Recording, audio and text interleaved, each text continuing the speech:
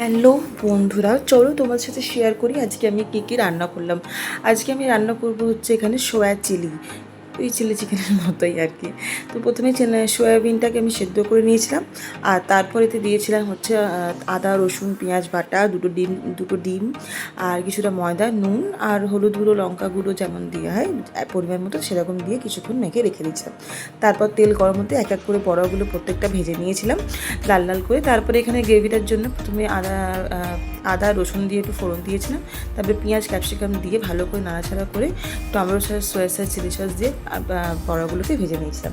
তো তাই এই হলো আজকে, কেমন লাগছে অবশ্যই জানাবে। তারপর আমি রান্না করেছিলাম তোমাদের হচ্ছে কাতলা মাছ দিয়ে সর্ষে পোস্ত দিয়ে একটা গ্রেভি টাইপের, মাছগুলো ভেজে নিয়েছিলাম, কড়াইতে তেল দিয়েছিলাম, টমেটো দিয়ে বেশ কিছুক্ষণ নাড়াচাড়া করে টমেটোগুলো গলে যাওয়াতে আমি এখানে সর্ষে পোস্ত পাউডারটা দিয়ে দিয়েছিলাম।